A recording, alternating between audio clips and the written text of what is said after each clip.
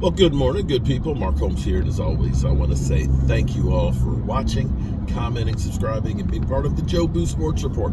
Without you guys, as well as you ladies, you know that this literally does not work. I'm headed over to the toxic waste dump that is FedEx Field to pick up the tickets. I'm getting the tickets for, oh my goodness. It is finally freaking Friday, 12:45. We are 52 hours away from kickoff. 51 hours away from kickoff of the Cowboys versus the Commanders. I got so much to do, man. I'm running up here, getting the tickets. I got to get the truck ready, get all, make sure I got my tables and all that stuff together. Got my griddle last night put together and seasoned up. David Wiley, I sent him a picture. He's like, whoa, because it's huge. It's huge because, this one is 6 inches bigger than my other one. And 6 inches is always important. 6 inches makes a big difference. It really does.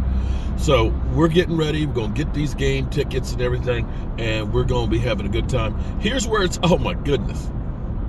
So a lot of people have been concerned about the weather, okay? Now, I can't help you if you're like in, New York City, or if you're in like, Western Pennsylvania.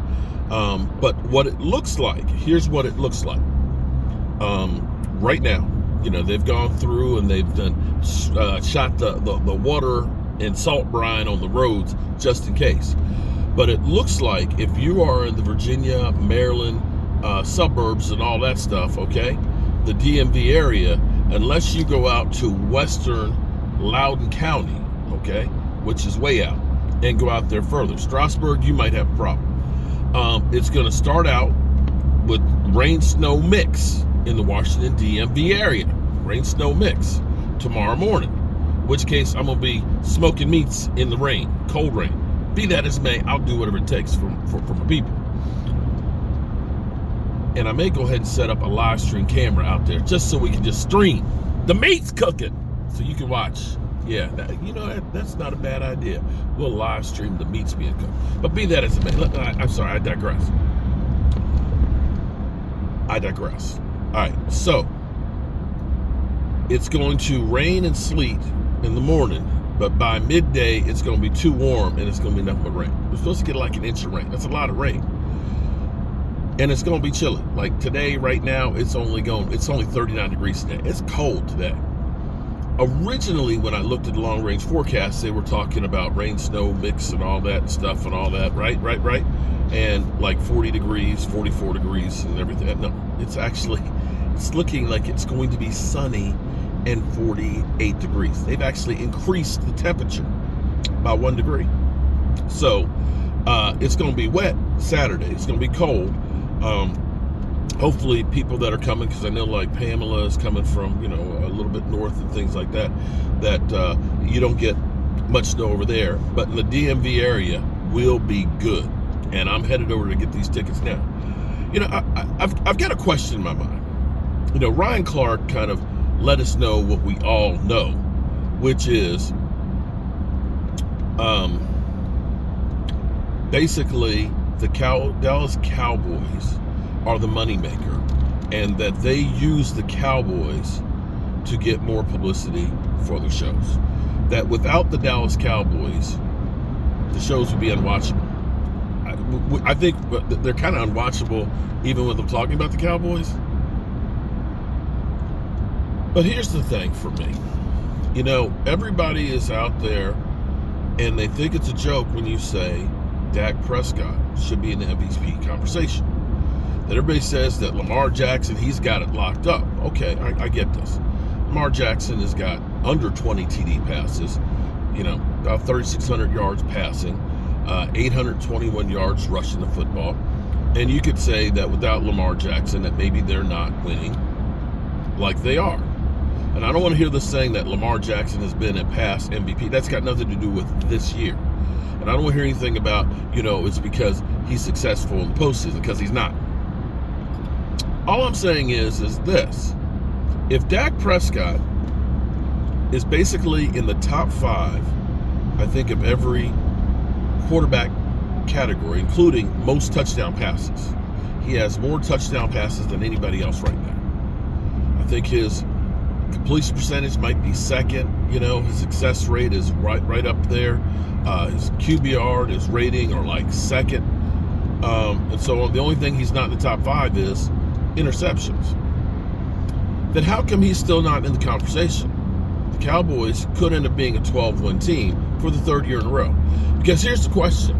When you say most valuable, that means you are the most valuable person to that team being successful. And I understand if you say Lamar Jackson, without Lamar Jackson, that maybe they're not as successful. Maybe. But as I look at the Dallas Cowboys at this point, in past years, you could say the running attack was part of the reason why they were successful. Zeke Elliott, 1,500-yard seasons and things, with a great offensive line. Back in 2016, the pinnacle of our offensive line, you could look and say, you could put other quarterbacks and they would be successful behind that line. But here's the thing. The Cowboys' running attack, last 3 weeks, we ain't rushed for 100 yards total. And Dak Prescott is now running the ball more to help those numbers. It's not the running game. Right? You can look at the offensive line, and this offensive line isn't anywhere close to what it was in 2016. You have to look at this and say,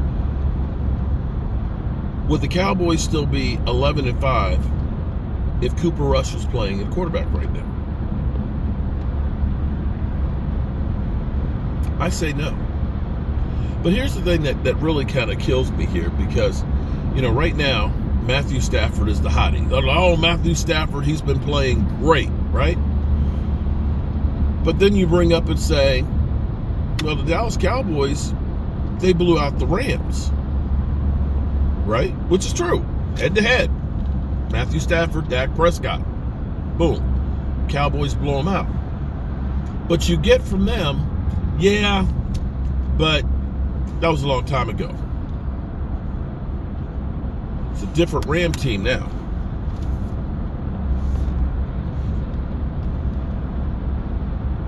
What? That was week 8.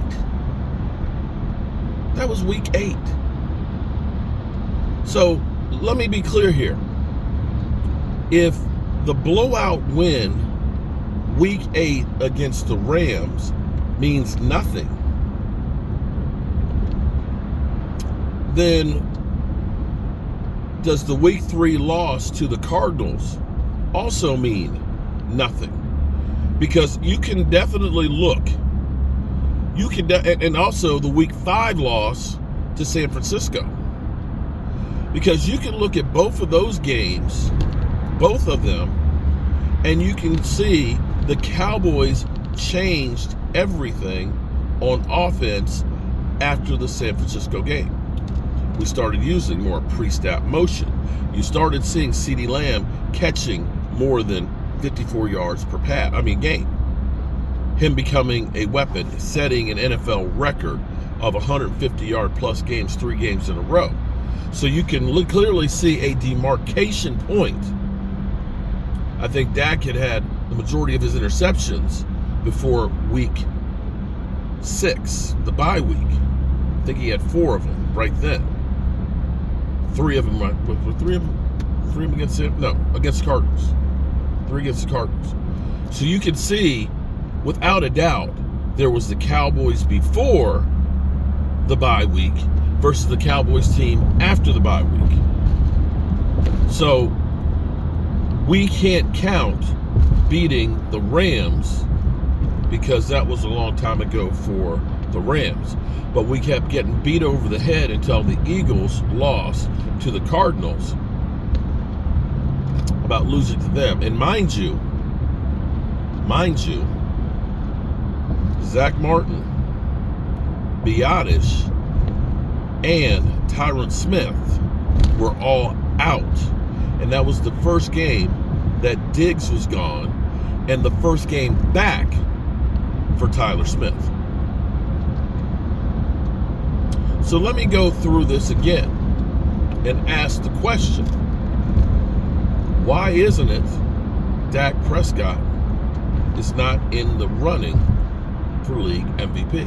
I'm not saying that he is or isn't better than Lamar Jackson, but why isn't he in the conversation if he's in all of those matrix?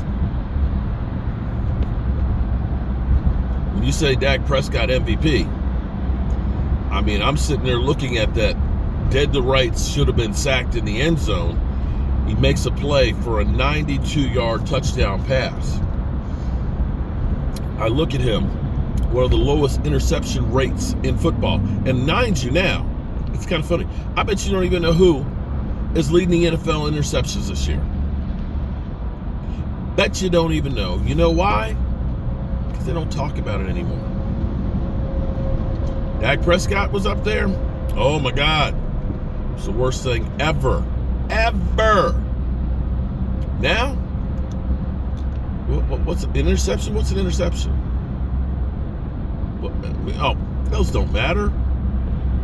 Yeah, it's some bullshit. Anyway, I'm almost here at FedEx Field. And can't wait to get these tickets. Can't wait to see you guys as well. All right, good people. Peace out.